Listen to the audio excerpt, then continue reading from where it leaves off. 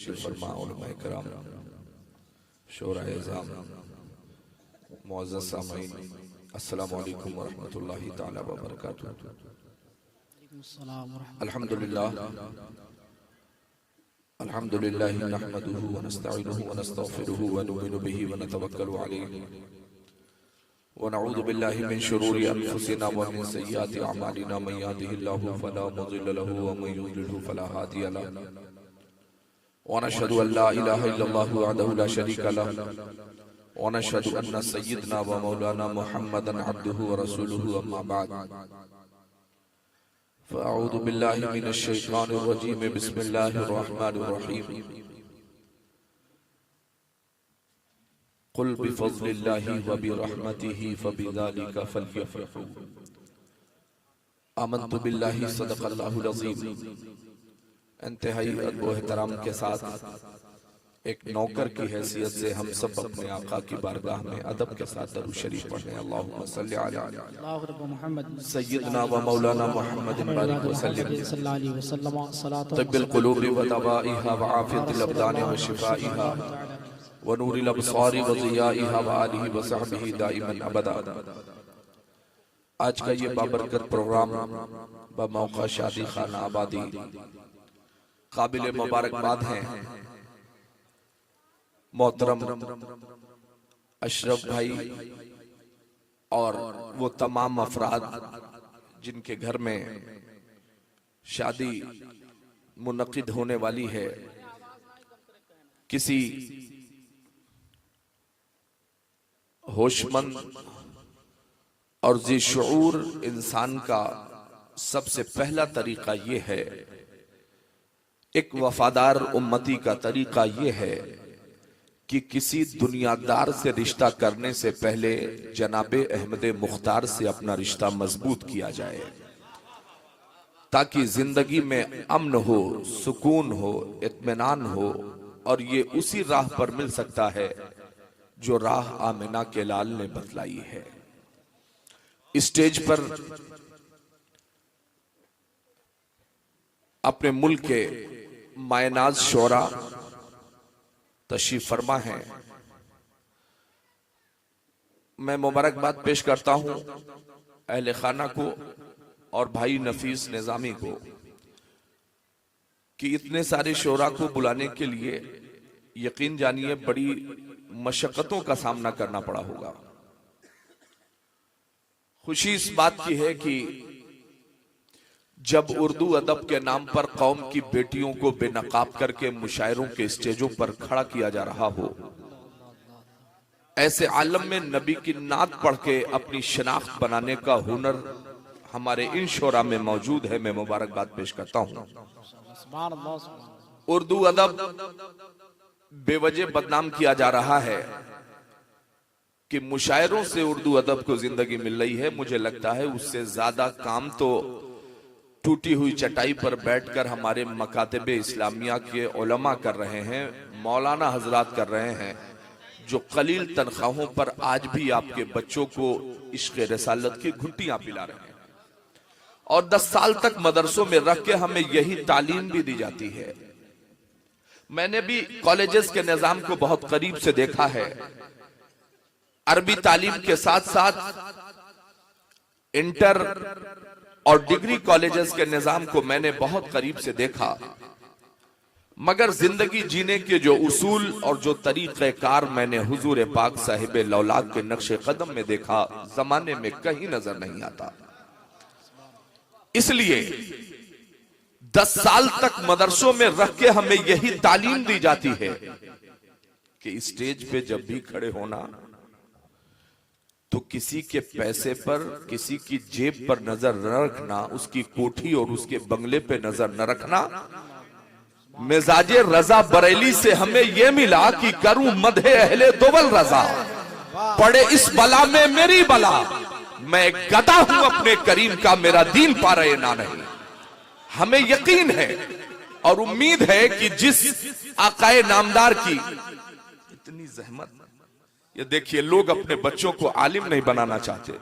खुदा की कसम 1 नंबर का फिल्टर पैसा है। 300 रुपए पूरे दिन मजदूरी करने के बाद मिलता है यार। और यहां हुजूर की नात पढ़ो या कलामे रजा पढ़ो, दिन भर के खर्च का इंतजाम हो जाता है और फिर ईमान मजबूत होता है। और डंके की चोट पे कहता है अरबा फारूकी कि हुसूले रिज़्क़ के खातिर ज़मीर मत बेचो, वो पत्थरों में भी कीड़ों को पाल देता है। समंदरों के किनारे और दरियाओं के किनारे पत्थरों के बीच जो खुदा कीड़े मकोड़ों को रोजी पहुंचाने पर कादिर है, वो हम वारिसीने अंबिया को इंशाअल्लाह रोजियां, वो हम नाइबीने मुस्तफा की रोजियों का इंतजाम जरूर करेगा। और इसलिए हमें हमारे असातिज़ा ने मदरसे में रख के पढ़ाया कि कोई कितना भी बड़ा इंसान हो, आदमी हो, मगर बात जब अजमत रिसालत की हो तो ये कह के निकलना कि जो जान मांगो तो जान देंगे, जो माल मांगो तो माल देंगे, मगर ये हमसे न हो सकेगा, नबी का चाहो जलाल देंगे। ये मुमकिन नहीं है। खुदा की कसम, आज भी आपका ये इस्लामी मिजाज ना ये इंटर कॉलेजेस की देन है और ना डिग्री कॉलेजेस की देन है। आज भी आपका ये मिजाज कि घरों में बेटों के सरों और माथों पर सेहरा सजने से पहले अगर जिक्र मुस्तफा कर रहे हो, खुदा की कसम अगर ये किसी ने ईमान अता किया है, अगर यकीन अता किया है, अगर किसी ने आपको ये अंदाज सिखाया है, तो ये बरेली के ताजदार इमाम अहमद रजा खान फाजिल बरेलवी अलैहि रहमतो व रिजवान की देन है। और आज मैं इन तमाम जिम्मेदार शोरा और उलमा की मौजूदगी में इस बात के लिए इजहार अफसोस करता हूं कि बरेली से लेकर अजमेर तक चंद दलालों ने जो नंगा नाच किया है, खुदा की कसम हमारे बुजुर्गों ने, हमारे पूर्वजों ने हमें यह मिजाज दिया। इमाम अहमद रजा खान की तारीख उठा के देखें, यार मुरीद हो तो ऐसा, पीर हो तो ऐसा कि मुरीद कह रहा हो तेरी सरकार में लाता है रजा उसको शफी, जो मेरा गौस है और लाडला बेटा तेरा। और पीर कह रहा हो कि रोज़े महशर अगर मुझसे पूछे खुदा बोल आले रसूल तू लाया है क्या, अर्ज कर दूंगा लाया हुआ अहमद रजा, या खुदा ये अमानत सलामत रहे। नारे तकबीर, नारे रिसालत। वाह वाह सुभान अल्लाह, सुभान अल्लाह। ये वाह जहां से जज़ाकल्लाह अजब इत्तेफाक है यार,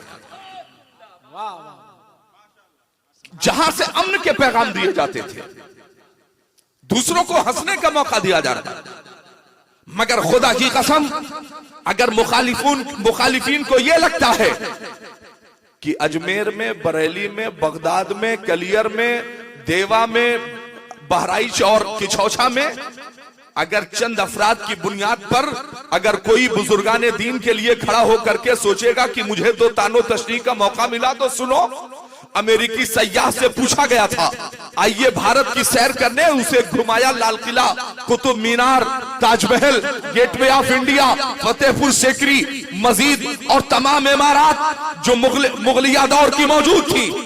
और फिर आखिर में सफरे अजमेर हुआ और अजमेर से लौटने के बाद भारत के तमाम अधिकारियों ने पूछा था यार लाल किला कैसा लगा, अच्छा लगा, कुतुब मीनार कैसा लगा, अच्छा लगा, यार एक बात बताओ फतेहपुर सीकरी की इमारत कैसी लगी, बहुत अच्छी लगी, गेटवे ऑफ इंडिया कैसा लगा, बहुत अच्छा लगा, ताजमहल कैसा था, बहुत खूबसूरत था, यार क्या इमारतें आपके यहाँ भी ऐसी है? हाँ हाँ, हम इसके मुकाबले तुम्हारे सामने वाशिंगटन और जदीद इमारत खड़ी कर सकते हैं। यार तो क्या हमारे भारत में मकामे हैरत में पढ़ने के लिए तुम्हारे पास कोई चीज मौजूद रही? तो अमेरिकी सयाह ने कहा था कि साहब हमने मुल्क हिंदुस्तान का दौरा किया, हमने लाल किला देखा, कुतुब मीनार देखा, ताजमहल देखा, फतेहपुर सीकरी देखा, मगर मकामे हैरत न हुआ, मगर हैरत में तब बड़ा जब सफरे अजमेर कर रहा था, मैंने वहां के लोगों से पूछा था, यार एक बात तो बताओ, यहाँ लाखों का मजमा हर रोज मौजूद रहता है कौन यहाँ, वो शख्स है कहाँ? तो कहा वो तो अपनी तुरबत में मौजूद है, अपनी कब्र में मौजूद है। कहा यार ये कैसा इंसान है? कहा वो ऐसा इंसान है, जमीन पर था तो भी हुकूमत कर रहा था, जमीन में मौजूद है तो भी हुकूमत कर रहा है। वो हिंदल वली है, अताए रसूल है, सरकारे ख्वाजा गरीब नवाज की जाते बाबरकत है। अमेरिकी सयाह ने कहा था कि हमने भारत में कोई ऐसी चीज नहीं देखी जो मुझे हैरत में डाल दे, मगर जब तुरबते गरीब नवाज देखा है तो हैरत और इस्तेजाब का मुजस्समा बन गया हूं मैं। हमने देखे हैं अपने मुल्क के राष्ट्रपति को, हमने देखा है अपने मुल्क के जिम्मेदारान को, 5 साल के लिए हुकूमतें आती है फिर चली जाती है। मुखालिफीन गरीब नवाज को अरबा फारूकी चैलेंज करता है, नादानो तुम्हारे हुक्मरान 5 साल के लिए होते हैं, मेरा गरीब नवाज तुम्हें क़यामत तक के लिए हिंद का राजा है। ये मेरी तारीख कान खोल करके सुनो, मजाक सुभान अल्लाह, जिंदाबाद जिंदाबाद जिंदाबाद, सुभान अल्लाह।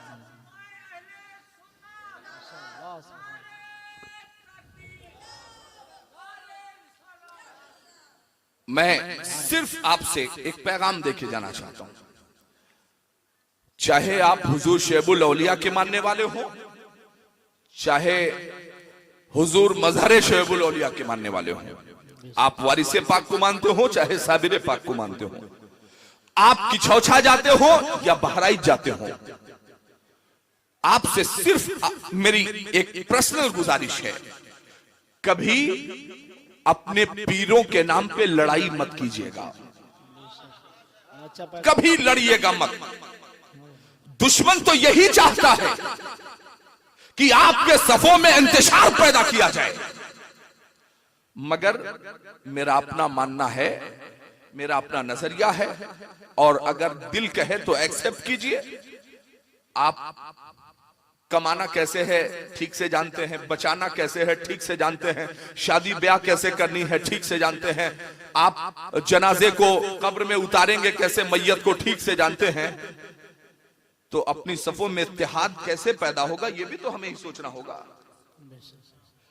अखबारात, television, social media, press, print और इलेक्ट्रॉनिक मीडिया, भारत का इंटेलिजेंस और खुफिया विभाग तैयारियां कर रहा है कि जिस गरीब नवाज के नाम पर, आस्था के नाम पर, यही एक ऐसा केंद्र था जहां तक मेरी आवाज जा रही हो, चाहे वो लोकल इंटेलिजेंस यूनिट के जिम्मेदारान हो, चाहे वो पुलिस विभाग के जिम्मेदारान हो, अरबा फारूकी पूरी जिम्मेदारी के साथ कह रहा है कि भारत से नफरत की राजनीति को खत्म करने के लिए तुम्हारे पास एक ही रास्ता है। हमने तो दाढ़ी और टोपी के साथ बड़ी बड़ी कॉन्फ्रेंसें करके कृष्णन जी को लिफाफे के साथ स्टेज पे बैठाते हुए भी हमने देखा है, मगर भारत के जिम्मेदारों के कानों तक मैं आवाज पहुंचाना चाहता हूं, अगर मुल्क में कौमी यकजहती तुम्हें पैदा करनी है, अगर गंगा जमुनी तहजीब को जिंदगी देनी है, तो खुदा की कसम कौम के पैसे को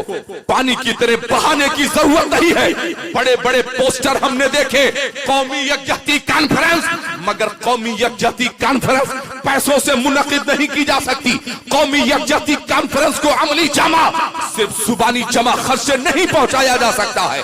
कौमी यकजहती अगर भारत में तुम्हें देखना है, अगर किसी की आंखों में मोतियाबिंद की बीमारी न हो, आज भी चला जाए तारीख सल्तनत व शरीर अमीर कबीर मखदूम अशरफ जहांगीर की चौखट पे चला जाए, खुदा की कसम कौमी यकजहती आज भी वहां नजर आ रही है। चला जाए मसूद गाजी की तुरबत पर, आज भी वहां कौमी यकजहती नजर आ रही है। चला जाए सरकार गरीब नवाज की तुरबत पर, चला जाए आलम पनाह सरकार वारिसे पाक की चौखट पर, कौमी यकजहती तो यार वहां नजर आ रही है जहां अपने तो अपने पराए भी श्रद्धा और अकीदत के साथ खड़े होकर अपनी झोलियां दामने मुराद से भर के वापस लौटते हैं। हजरात, तो इस मुल्क में जरूरत है बुजुर्गाने दीन के उस नक्शे कदम पर चलने की। कभी लड़ाई नहीं हुई, कभी झगड़ा नहीं हुआ। हम हमारे पीर साहब अच्छे, बाकी सबके पीर साहब खराब। मेरा एक पर्सनल रिक्वेस्ट है आपसे, उस पीर को, जिस पीर का शजरा मौलाए कायनात सैयदा फातिमातुज़ ज़हरा से और जनाबे मोहम्मद रसूलुल्लाह से मिलता हो, खुदा की कसम उस पीर की जूतियों को अपने सर का ताज बना लो। और जिसका शजरा फर्जी हो, न मिलता हो, ऐसे पीर को देखने की भी हमें जरूरत नहीं है। और वो पीर कौन सा है? उस पीर की शिनाख्त ये है कि मुस्तफा के दीन को फैलाने के लिए उसे मैदान अमल में उतरना होगा। यार सोचो, जिनकी दरबानी के लिए जनाबे जिब्रील अमीन को हाजिर होना पड़ा, जिनके लिए जन्नती जोड़ों को लेकर जमीन पे सैयदा की दहलीज पर जनाबे जिब्रील को उतरना पड़ा, उस हुसैन इब्ने अली को मैदान अमल में करबला में खड़ा होना पड़ा है।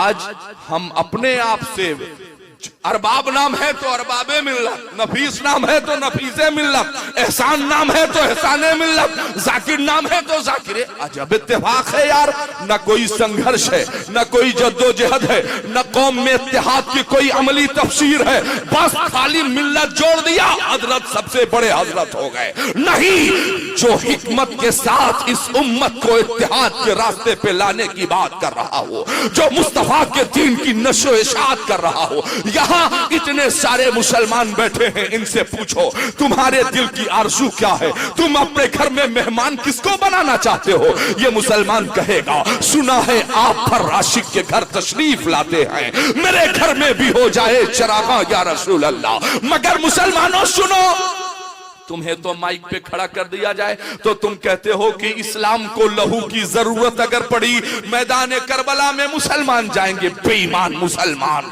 जो अजान की आवाज सुनकर सिकंदरपुर की मस्जिद तक जाने को तैयार नहीं है, वो झूठ बोल रहा है कि करबला चले जाएंगे। यार सोचो, तुम्हारा जो ईमान तुम्हें तुम्हारे बिस्तर से उठा के मस्जिद तक नहीं ले जा रहा है, ख्वाब देख रहे हो वो ईमान तुम्हें जन्नत में लेके चला जाएगा। दिल्ली बहुत दूर है। याद रखना, अगर तुम्हारा ये मिजाज है हुजूर मेरे घर पे तशरीफ लाए, तो ईमानदारी से अपने दिल पे हाथ रख के बताना, जिसके घर के दरवाजे पे कमला पसंद और शुद्ध पलक और गुटखा खा के किलो और लीटर के हिसाब से थूका रहे, जिसकी दहलीज पे गंदगी का अंबार हो, जिसके घर के सामने की नालियां भी साफ न होती हो, वो कह रहा हो सुना है आप पर आशिक के घर तशरीफ लाते हैं। सुनो नादानो, मेरे आका नूर है और मेरे इमाम फरमाते हैं आका ही नहीं, तेरी नस्ले पाक में है बच्चा बच्चा नूर का, तू है आईने नूर, तेरा सब घराना नूर का। यार नूर वाले आका, मेरे आका उस दहलीज पे क्यों तशरीफ लाएंगे जहां गंदगी है? तुम्हारा बिस्तर पाक नहीं, तुम्हारा कमरा पाक नहीं, तुम्हारी दहलीज पाक नहीं, तुम्हारा ख्याल पाक नहीं, तुम्हारा जिस्म पाक नहीं, तुम्हारा लिबास पाक नहीं। तुम कहते हो आका मेरे घर तशरीफ लाएंगे। याद रखना, आका को घर बुलाने के लिए एक छोटा सा नुस्खा दे रहा हूं। कल बारात जानी है। पहली बात, मैं बारात का विरोधी हूं, मैं बारात की मुखालफत करता हूं। अगरचे आपका खाना खाया है मेरे मोहतरम, मगर बारात के नाम पर आपने खैर मुस्लिमों के इस रीत और रिवाज को अपनाया है।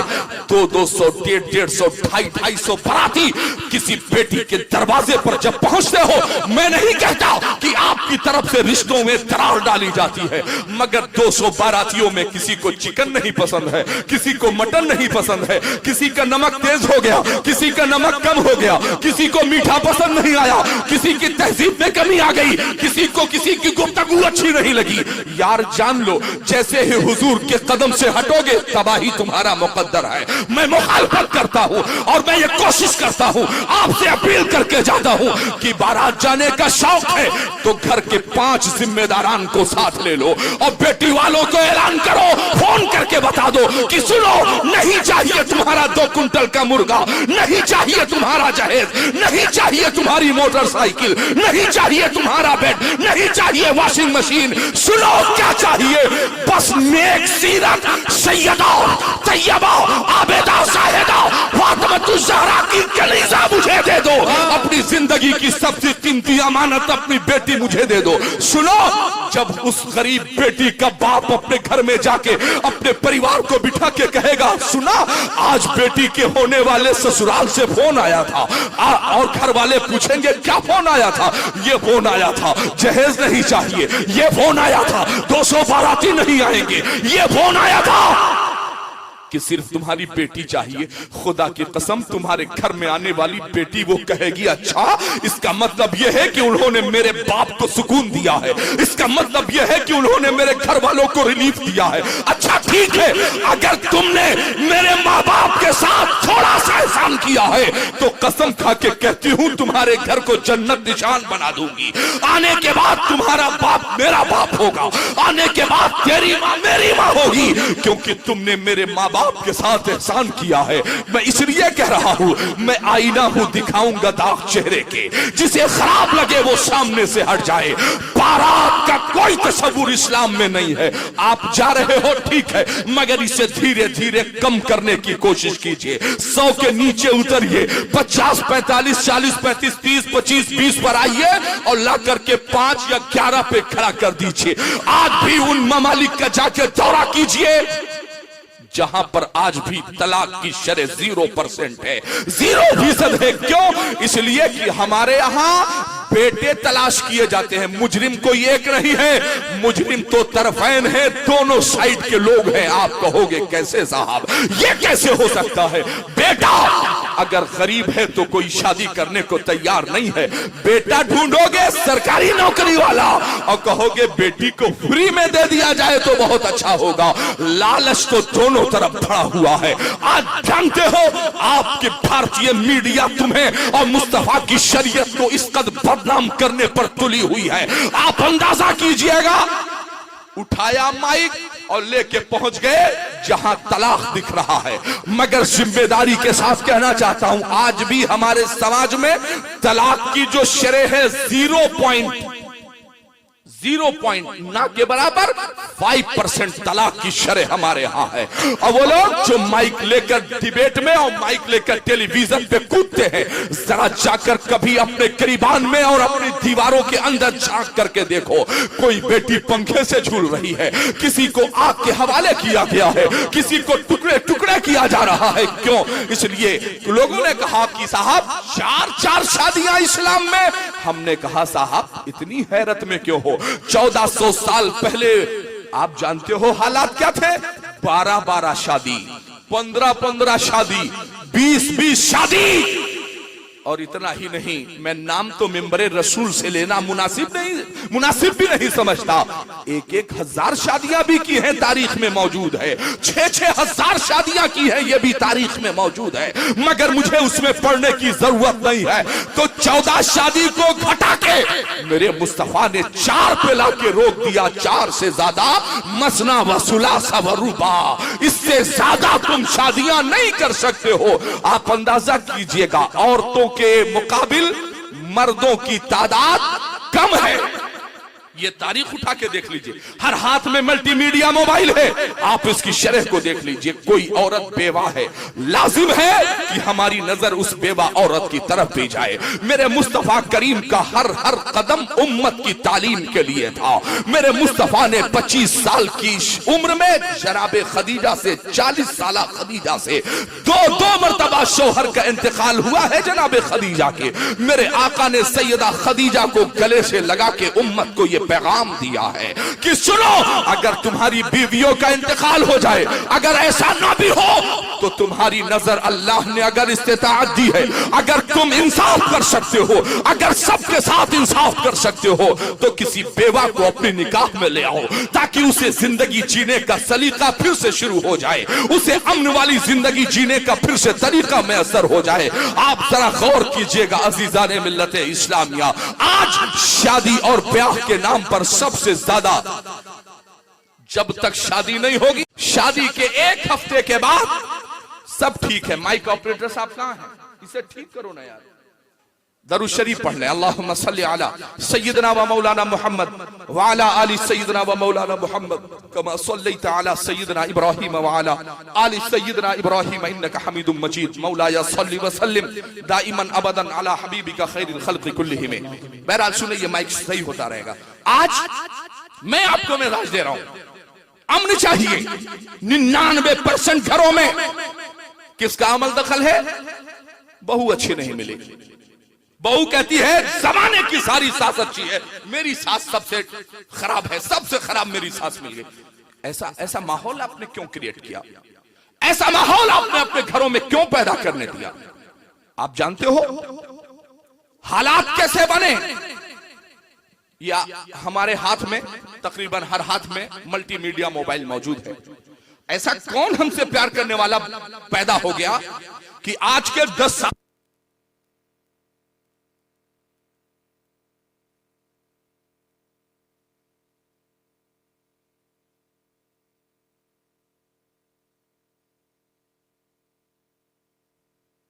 कितने में? 5,000 में, 7,000 में।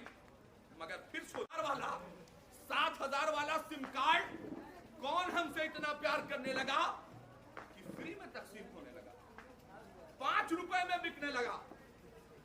जरा इस हिकमत अमली को तो समझे। हर तकिए के नीचे मल्टीमीडिया मोबाइल मौजूद है और मोबाइलों के जरिए हमारी बेटियों को यह बावर कराया गया, हमारी शहजादियों को यह बताया गया कि आपको बड़े कैद में रखा जाता है और उन्हें सीरियल्स और फिल्मों के जरिए यह बताया गया कि देखिए असली जिंदगी ये है, असली जिंदगी जो पर्दे पे दिखा। हालांकि उसका नाम ही पर्दा है, कुछ और दिखाया कुछ और जा रहा है, नाम ही उसका है। मैं सामने बैठी हुई इस्लामी रिश्ते की बहनों से सवाल करता हूं, अगर फिल्मी दुनिया और एक्टर्स की जिंदगी में बड़ा इत्मीनान है, बड़ा सुकून है, तो फिर मुझे बताइए कि सना खान ने तौबा क्यों किया? फिर मुझे बताइए कि मशहूर अदाकारा ने अमेरिका की सरजमीन पर तौबा क्यों की? मुशर्रफ इस्लाम क्यों हुई? फिर नेपाल की मशहूर अदाकारा पूजा ने इस्लाम कबूल करके अपने आप को आमिना फारूकी क्यों बनाया? अगर पैसा उनके पास है, शोहरत उनके पास है, तो फिर मुझे बताया जाए कि फिर उन्हें तौबा करने की जरूरत क्यों पड़ी? फिर वो पलट के क्यों आए? अभी 1 हफ्ते के पहले मशहूर फुटबॉलर ने हमारे आलिम दीन के हाथ पे हाथ रख के कलमा पढ़ के मुशर्रफ इस्लाम हुआ। अगर दौलत ही सब कुछ है, अगर शोहरत ही सब कुछ है, तो फिर तौबा करके मुशर्रफ इस्लाम क्यों हो रहे हैं? और जो इस्लाम कबूल कर रहा है वो ये बता रहा है कि हमने तमाम तारीखों का मुताला किया, मगर सबसे ज्यादा दिल को अमन, शांति, सुकून और चैन कहीं मिला तो मुस्तफा के दीन में असर हुआ है, कहीं और मुझे देखने को नहीं मिला। आपने ईसाई मुअर्रिख का वाकया उलमा से सुना होगा, तनख्वाह लेता था इस बात की, सैलरी इस बात की दी जाती थी कि मुखालफत की जाए, ढूंढो इस्लाम में कमी क्या है।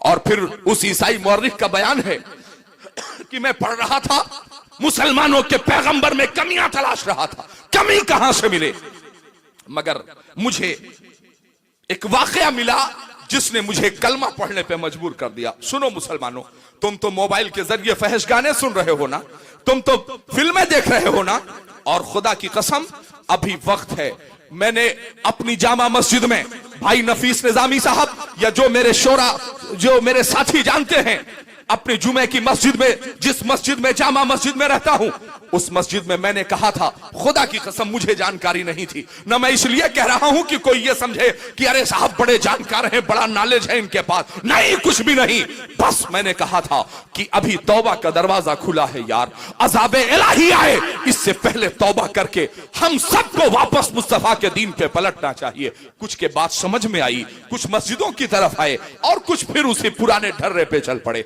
मगर अगला हफ्ता आते आते इसी जमीन पर लॉकडाउन लगा, इसी जमीन पर कोरोना काल ने देखा, आपने देखा होगा, ऐसा महसूस हो रहा था जैसे दुनिया खत्म हो जाएगी। ईमानदारी से बताइए, क्या आपने नहीं देखा कि लाशों के अंबार लग गए थे, हॉस्पिटल ने दम तोड़ दिया था, डॉक्टर्स ने अपनी नारसाई का एतराफ किया था, दूसरों को इलाज और मुआवजा करने वाला डॉक्टर खुद ही क्या बिस्तरे मर्ग पे लेट के एड़िया नहीं रगड़ रहा था।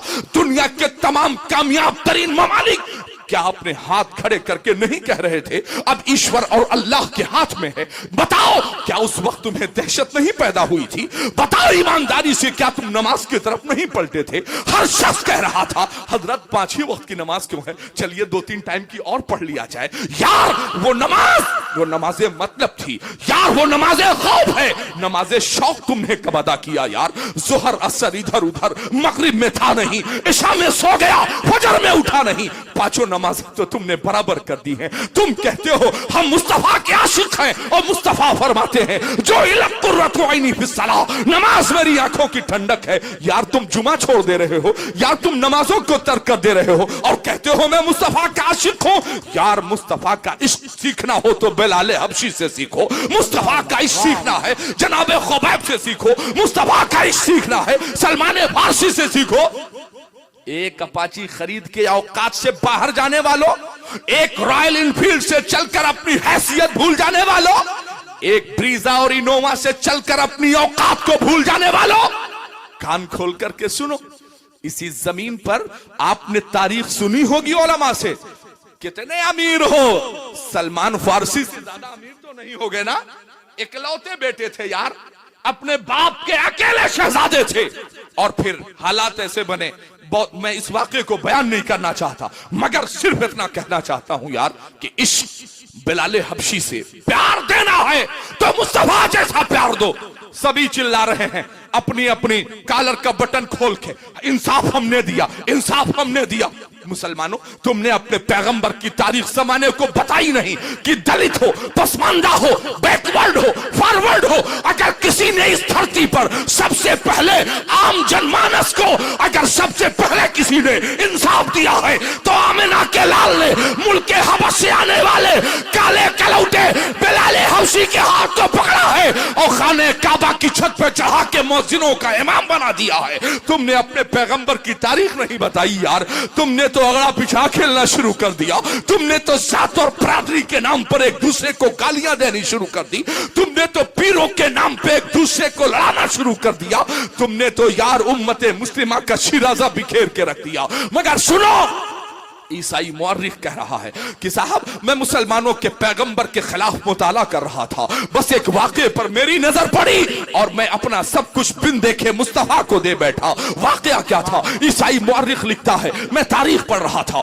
मुसलमानों के पैगंबर सहाबा के जिलों में तशरीफ फरमा थे। एक सहाबी रसूल आए, अर्ज करते हैं या रसूल अल्लाह फिदा का अबी व उम्मी, मेरे बाप आप सब आपके कदमों में कुर्बान, 3 दिन हो गए मेरा बेटा गुम हो गया है, गायब हो गया। फरमाया अच्छा गायब हो गया बेटा? सुनो, बेटा गायब था तो मस्जिद नबवी से ऐलान होना चाहिए था, मगर सहाबी का अकीदा इमाम अहमद रजा की जुबानी और कोई गायब क्या, तुमसे नेहा हो भला जब ना खुदा ही छुपा तुम पे करोड़ों दरूद। अर्ज करते हैं या रसूल अल्लाह बेटा गुम हो गया।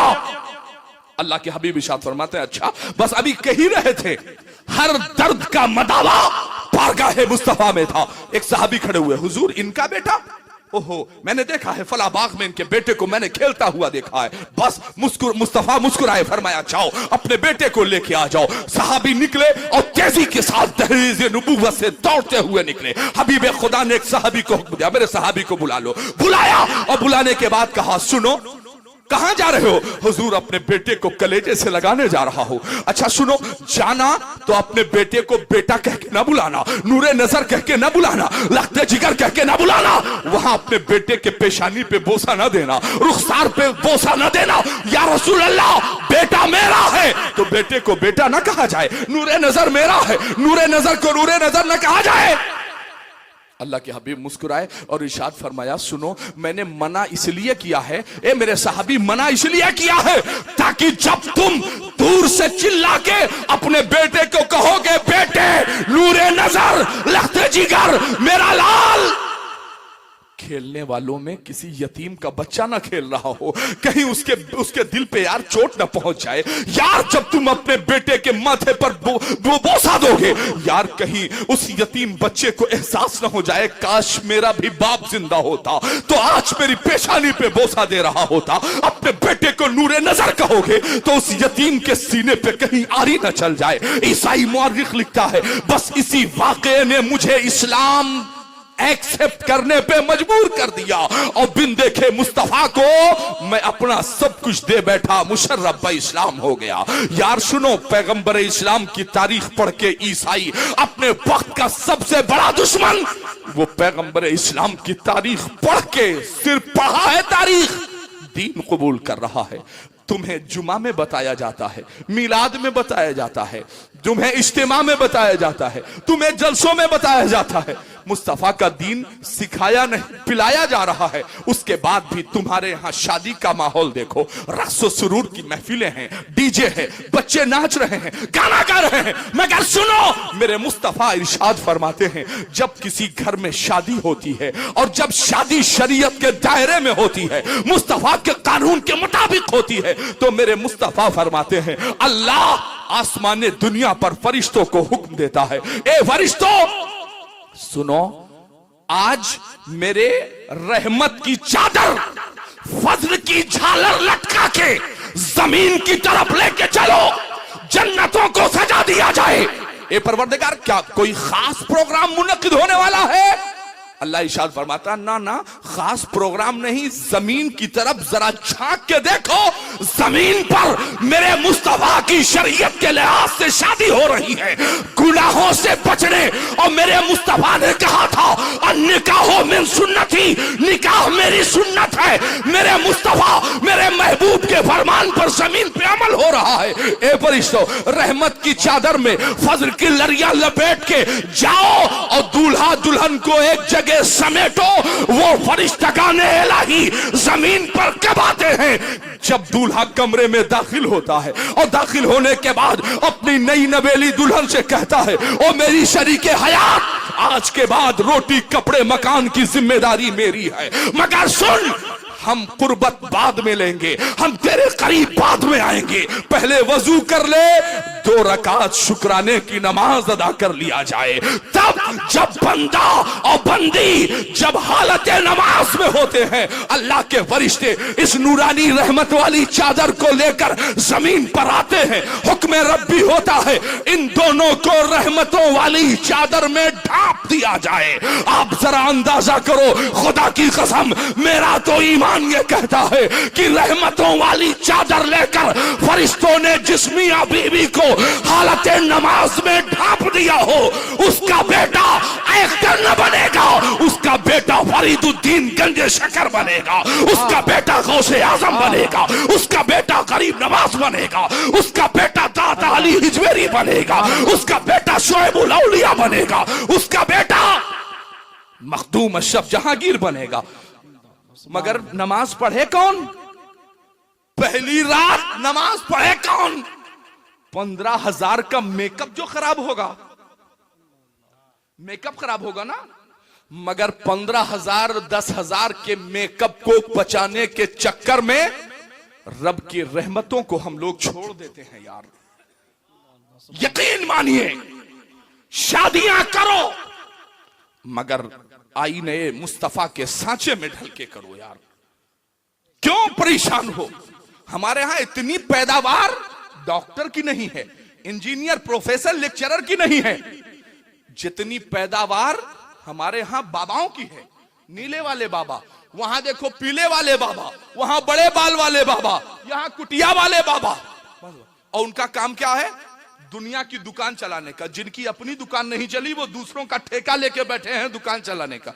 मैं कहता हूं कि अपने घरों में, क्योंकि देखिए शोरा बैठे हैं और 12 के बाद इनकी आवाज मुतासिर हो जाएगी। मैं अपनी बात खत्म करता हूं एक आखिरी पैगाम के बाद।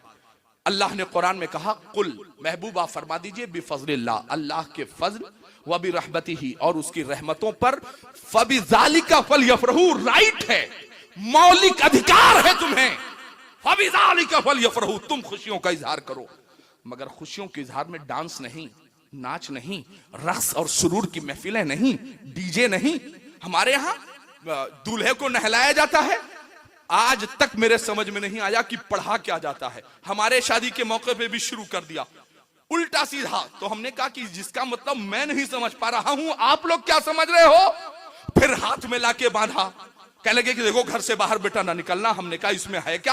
तोड़ फोड़ के देखा, उल्टी सीधी चीजें बनियों के दुकान की अंदर भरी हुई थी। हमने कहा इसका फायदा क्या है? तो कहने लगे इसका फायदा यह है कि तुम्हें कोई साया नहीं पकड़ेगा। हमने कहा हैरत है, जिस पर गौसे आजम का साया हो, जिस पर मौलाए कायनात का साया हो, जिस पर गरीब नवाज का साया हो, जिस पर औलिया का साया हो, जिस पर वालिदैन की दुआ का साया हो, वाह वाह वाह, उसको लोहा लक्कड़ पहना के, भंगार का सामान पहना के साये से बचाया जाएगा? नहीं, हमारा अकीदा है या इलाही रहम फरमा मुस्तफा के वास्ते, या रसूल अल्लाह करम कीजिए खुदा के वास्ते, मुश्किलें हल कर शहे मुश्किल कुशा के वास्ते, करबलाएं रज शहीदे करबला के वास्ते। लोहा लक्कड़ भंगार के सामान से अपनी हिफाजत करोगे? नहीं, आयतल कुर्सी से करोगे। और एक आखिरी पैगाम, खुशियां खूब मनाइए।